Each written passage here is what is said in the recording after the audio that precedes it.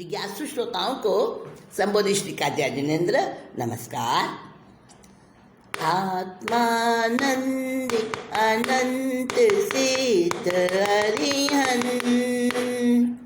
आचार्य श्री उपाध्याय जी लोक विराजित साधु सात्रिगण सारे संयम सुशोभित श्री हाथों को जोड़ मान मोर वंदन करती हूँ मैं अहर्निशम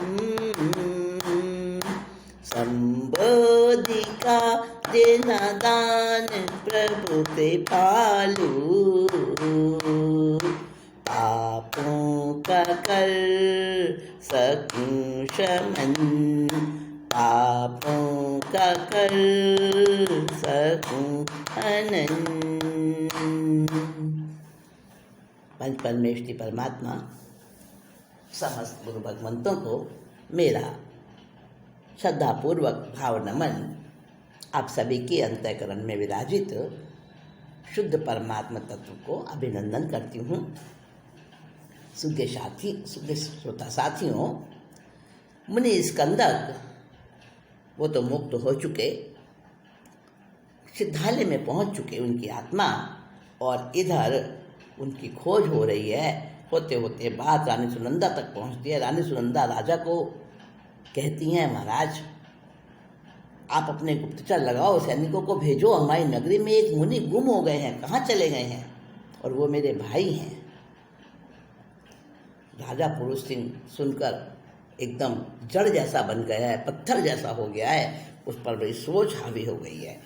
मेरी महारानी का भाई, ओफ, यानी मेरा संबंधी, मैंने उस पर जुल्म किया और रानी की आंख में इसीलिए आंसू आए थे। कहा, महारानी तुम्हें पता था तुम्हारे भाई आए हैं? तुम उस मुनि को देख रही थी, तुम्हें मालूम था वो तुम्हारा भाई? नहीं महाराज, मुझे मालूम नहीं था, मुझे तो उसको देख के अपने भाई की याद आ गई। तो तुम उसे पहचान ही नहीं? नहीं, वो तो मुझे ऐसे लगे नहीं, बड़े कमजोर जैसे हो, मुझे तो पहचान में ही नहीं आए कि वो भाई महाराज हैं। अच्छा अच्छा, पर आप खोज तो कराओ, कहाँ चले गए मेरे भाई महाराज? और आप चुप क्यों हो गए हो? क्यों नहीं बताते हो? आपके मन में क्या चल रहा है पतिदेव? सुनंदा के अति आग्रह पर भेद खोलते राजन, राजा को धिक्कारती सुनंदा मूर्छित हुई तत्क्षण।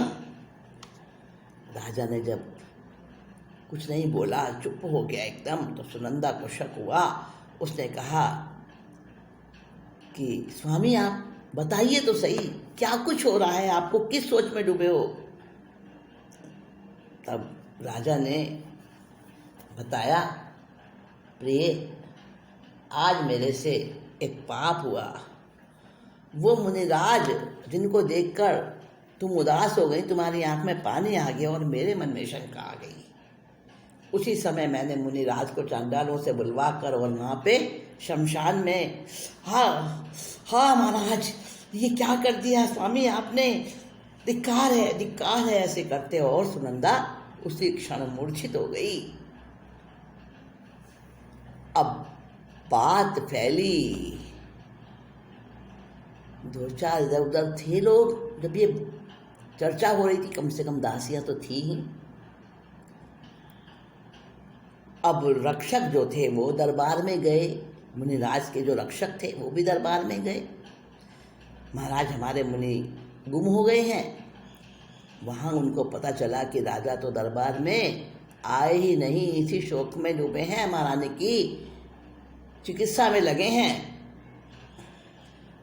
रक्षक 500 जानकर कुपित हुए असराल, निर्दोष हमारे स्वामी को मारा नप चांडाल। मार तुझे मर जाएंगे हम, बदला लेंगे जरूर। राजा पुरुष सिंह छिप गया, होके दुखी मजबूर।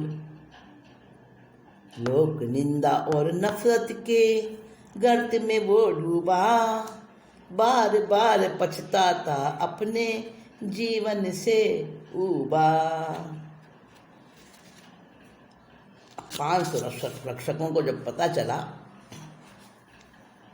कि राजा ने ही मुनि के प्राण लेने का आदेश दिया चांडोलों द्वारा, मुनि तो समाप्त हो गए। तुरंत वो दौड़ के गए जहाँ मुनि का निष्प्राण खून से लथपथ शरीर पड़ा था, और वो वहाँ पर जाके और उन्होंने जो है ना देखा अपने राजकुमार को, बड़ा दुख हुआ और राजा को भी ललकारा धिक्कारा। राजा तो पहले ही शोक में डूबा हुआ था, वो समझ नहीं पा रहा था कि मुझे हुआ क्या था। मैं ऐसा क्रूर, ऐसा नृशंस, निर्दयी कैसे बन गया कि मैंने मुनि के प्राण लेने का आदेश दे दिया।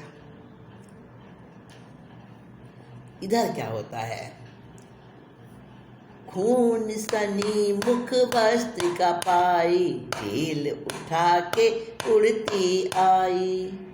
महल की छत पर चोंच से छूटी, रानी ने तब खोज कराई। वो मुख वस्त्रिका जो मुनि के मुंह पर लगी हुई थी वो भी उतर गई और उनके मुंह से थोड़ी ढीली हो गई।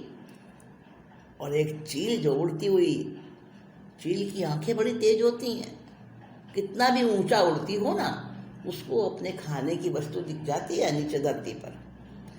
तो चील ने देखा कि कोई मांस का टुकड़ा है, मुख वस्त्रिका पूरी खून में सनी हुई थी। ऊपर से उतना तो चील नहीं पहचान सकी, पर उसको ये लगा कोई मांस का टुकड़ा है, ताज़ा ताज़ा मांस है। अब चील ने उसको अपनी चोंच में उठा लिया और एक जगह देख रही थी बैठ के खाऊं आराम से कहीं। तो उड़ती उड़ती वो जो आई तो महल की छत पर जैसे ही वो चील आई तो उसकी चोंच से छूट गई और वो सुनंदा महारानी बेचैन होकर छत पर घूम रही थी, चारों तरफ देख रही थी कहीं मेरे भाई महाराज दिख जाए मुझे। और वो चोंच से छूटी मुंहपत्ती, रानी ने हाय हाय उस मुंहपत्ती को देखा और एकदम हाय उसके मुंह से निकली और जाके सुभटों को, सैनिकों को भेजा, जाओ कहाँ से मुंहपत्ती मिली है, कहाँ मेरे भाई का निर्जीव शरीर कहीं तो पड़ा होगा, लाओ उसे, उसे कम उसे ही मैं देख लूंगी।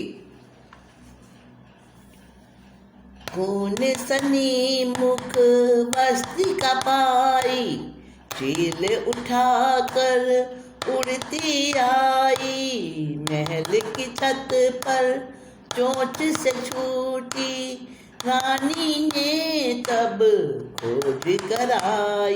निमित्त बनी भाई की मृत्यु में मैं अभागन, निमित्त बनी भाई की मृत्यु में मैं अभागन। क्षमाशील मुनि खंदक, रानी मलया के नंदन, क्षमाशील मुनि खंदक, रानी मलया के नंदन। पुरुष सिंह भी अति पछताता, खुद को माफ वो कर न पाता। धन्य क्षमा मुनि वर की उत्तम, रानी अधम में कह कर रोता। समझाती सुनंदा यही कर्म गति थी राजन, समझाती सुनंदा यही कर्म गति थी राजन। क्षमाशील मुनि खंदक, रानी मलया के नंदन।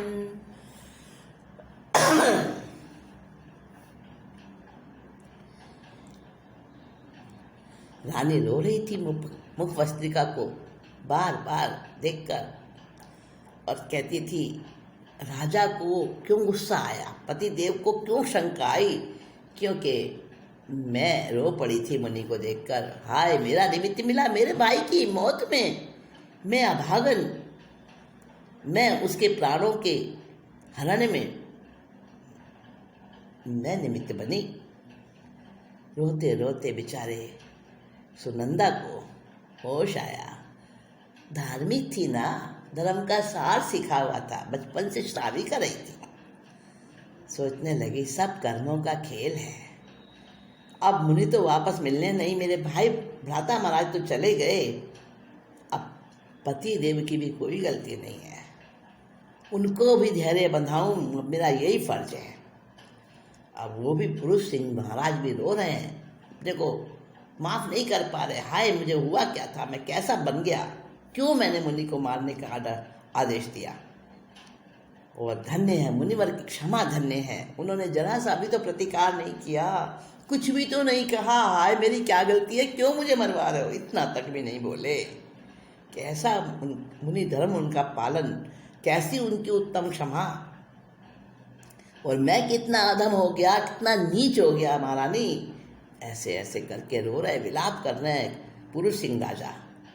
अब रानी सुनंदा आखिर स्त्री है ना, स्त्री की सहनशीलता और क्षमा बहुत महान होती है। देखा ना, सुना ना आपने, द्रौपदी 5 पुत्र उसके मारे गए, और जब द्रौपदी को पता चला मेरा तो वंश ही खत्म हो गया, कैसी बिलख रही थी। और उस समय अर्जुन का क्षत्रियत्व भड़क उठा और अर्जुन ने प्रण किया कि द्रौपदी, पुत्रों के तुम्हारे जो हत्यारा है ना, उस हत्यारे को मैं शाम तक तुम्हारे चरणों में लाके ना पटक दूं तो धनुष बाण उठाना छोड़ दूंगा। और कठोर प्रतिज्ञा करके अर्जुन निकल पड़े और खोज लिया हत्यारे को। कौन था हत्यारा, कौन था मालूम है आपको? महाभारत का ज्ञान है ना। दुशासन था, दुर्योधन का दायां हाथ, उसने ही मारे थे। और मारे थे 5 भाइयों के धोखे में। मारना तो चाहता था पांडवों को, उन्हें मारने आया था वो, लेकिन पांडव तो वहाँ सोए नहीं, वो 5 भाई वहाँ पर सो गए। होनहार होती है ना जो वो होके रहती है, और बस उनको तलवार से काट दिया अंधेरे में। उसको थोड़ी पता था कि ये पुत्र हैं उनके। 5 पुत्र मार दिए। द्रौपदी बड़ी बिलख रही थी और उस समय अर्जुन ने प्रतिज्ञा कर ली और दुशासन को लाके उसके चरणों में डाल भी दिया। लेकिन जब कहा द्रौपदी तेरा अपराधी आ गया, अब तुम्हें दंड दो उसको, तो द्रौपदी ने क्या सोचा, नहीं नहीं नहीं नहीं, ये भी तो अपनी माँ का इकलौता बेटा है, मैं अपने बेटों के मरने पर जैसे शोक कर रही हूँ, इसकी माँ इसके मरने पर करेगी शोक। और मेरे 5 पुत्र तो लौटेंगे नहीं, एक भी पुत्र वापस नहीं लौटने वाला इसको मरवा कर। तो द्रौपदी ने क्षमा कर दिया। इतनी महान क्षमा, यानी समर्थ होते हुए भी कोई प्रतिकार ना करे, कोई दंड ना दे, सहन कर ले, क्षमा कर दे, उसको कहते हैं उत्तम क्षमा। तो सुनंदा ने भी उत्तम क्षमा का अपना फर्ज अपनाया और अपने कर्तव्य को समझकर राजा को, अपने पति को दिलासा देती है, सांत्वना देती है। राजन, पतिदेव छोड़ो दुख करना, अब जो हुआ वो तो लौटेगा नहीं, ऐसी ही कर्म गति थी, ऐसी ही नियति थी। लेकिन पुरुष सिंह भी बड़ा पछता रहा था। अब उसको किसी तरह भी चैन नहीं आती थी, ना उसे खाने में रस था, ना उसे आराम में नींद नहीं आती थी रातों को, बड़ा दुखी रहता था।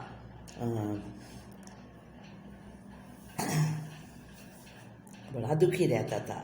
लोक निंदा अलग हो रही थी राजा की, और अंदर में भी अपने आप को धिक्कार रहा था। और इसी पछतावे में उसे अपने जीवन से ऊब होने लगी, नफरत हो गई, भार लगने लगा जीवन। ऐसे ही समय बीत रहा था। पुण्य उदय प्रभाव से संत पधारे ज्ञानी, तब पूर्व जन्म की राजा ने जानी सकल कहानी। होते होते समय गुजरा और एक ज्ञानी संत राजा की नगरी में पधार जाते हैं। उस कांचनपुर नगर में पुरुष सिंह राजा के राज्य में एक ज्ञानी संत पधार गए। राजा ने उनका प्रवचन सुना और फिर अपनी शंका, अपनी जिज्ञासा रखी। महाराज, मेरे से ऐसा कठोर पाप हुआ है, कैसे हो गया, क्या करा मैंने, क्यों मैं ऐसा बन गया, अचानक मेरे मन में इतना इतना प्रबल क्रोध, इतनी मतलब उन मुनि के प्रति मेरे मन में बुरी भावना कैसे आ गई, क्यों आ गई। मुनिराज ने बताया, भेद खोला उन्होंने कि ये सब पहले जन्म का बंधा हुआ कर्म उदय में आया है। राजन, तुमने कुछ नहीं किया, तुम्हारा कर्म और उनका कर्म, मुनिराज का, दोनों ने मिलकर ये पाप करवाया है तुमसे। और मुनिराज ने कहानी सुनाई और कहा कि ये उस समय एक सामान्य व्यक्ति था, जो मतलब तुम हो आज राजन, पुरुष सिंह राजा हो, तुम इतने बड़े राज्य के सिरमौर हो, तुम उस समय जो है ना काचरे की शक्ल में थे। काचर एक फल होता है, शायद आपने कभी देखा हो, खरबूजा होता है ना, तो खरबूजा तो गोल होता है, काचरा तो लंबी शेप में होता है, जैसे लौकी होती है ना, लौकी तो बहुत लंबी होती है, उससे आधा समझो, और थोड़ा मोटा काचरा होता है, खरबूजे जैसा उसका टेस्ट होता है, तो बीज भी होते हैं अंदर खरबूजे की तरह। तो काचर का तो फल था ना, तो तुमने उसका छिलका अखंड उतारा था और तुम बड़े खुश हुए थे। अखंड उतारा था राजन छिलका काचरे का, कुशलता पर इतरा करके कर्म कठोर बांधा। 13 करोड़ जन्मों के बाद आकर यहाँ हो मिले, साले बहनोई के रूप में पूरे किए बदले। राजन, पहले भी तुम्हारा दोनों का संबंध रहा है और कर्म बंधे हैं, उस कर्म के उदय से ही ये सब कुछ हुआ है। वो जो पुरुष मुनि की आत्मा थी ना, उनकी, खंदक मुनि की, उन्होंने काचरा छीला था और तुम काचरे का वो तुम्हारा वो जन्म था, तो तुम काचर बने थे और उस काचर को छिलका उतारा था। वो खंदक मुनि की आत्मा थी और उन्होंने पूरा छिलका उतारा था। बड़े अपनी उस कुशलता पर, अपनी उस कलाकारी पर बड़े खुश हुए थे और उसी समय कठोर कर्म बांध लिया था। उन बातों को 13 करोड़ जन्म बीत चुके हैं और वो कर्म अंदर अंदर में पकता रहा, अपनी काल स्थिति उसकी बनती रही कर्म की, और वो पूरा जब उसका अवधि पूरी हो गई समय की उस कर्म की, तो वो इस रूप में उदय में आया। इस जन्म में तुम साले और बहनोई बने हो। खंदक मुनि तुम्हारे साले के रूप में, तुम बहनोई के रूप में, और पूर्व जन्म का जो कर्म बांधा था ना, वो इस रूप में पूरा हुआ है। तो ये अपने पूर्व जन्म की जो कहानी सुनी, और सुनंदा भी यही समझा रही थी, पतिदेव जो हुआ सो हुआ, ये सब कर्मों की लीला है, कर्मों का खेल है, वही मुनिराज ने बताया। और राजा पुरुष सिंह, उनके मन में जो कुछ चल रहा था, समाधान मिला उसको।